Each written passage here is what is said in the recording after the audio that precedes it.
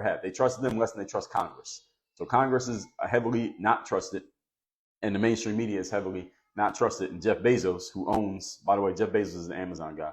He actually owns the Washington Post. He was letting his team know, the writers at the Washington Post, we need to start earning back the trust of the public, because if the public doesn't trust that we're giving them the news objectively and accurately, then they're not going to read us, and therefore we'll have no business, and therefore you will have no job. So you should probably listen to what Jeff Bezos has to say. Seems like a pretty smart guy.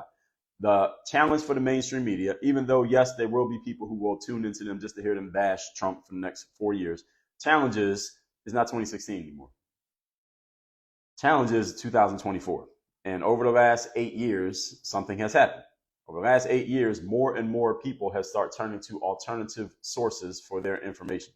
How many of you do not watch the news at all? Put the word me in the chat if you don't watch the news at all. You don't tune into CNN, NBC, ABC, CBS, MSDNC, Fox News. You don't turn to any news network, no matter what they support.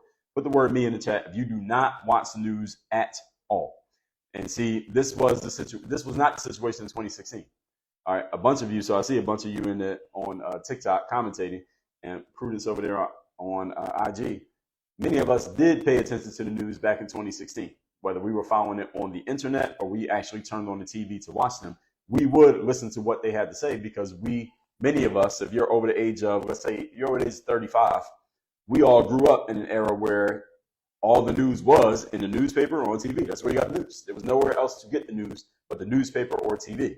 But nowadays, all of you know, I mean, look at these apps that we're on right now.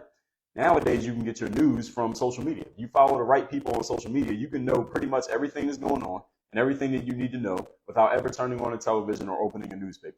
If you have the right sources. Now, some people could be out there telling you some nonsense too. Let's be clear. You can still get fooled on the internet, but you can get good information by just listening to podcasts, following some people on whatever one of these apps, whether YouTube, Instagram, TikTok, whatever, X, following a few people on those apps. They're basically telling you everything that's going on, and they are more objective and more rational and more logical than what the news is. And I explained this a few weeks ago when I did a live on why journalism is falling apart. The reason why journalism is dying is because the companies that employ journalists tell them what to do.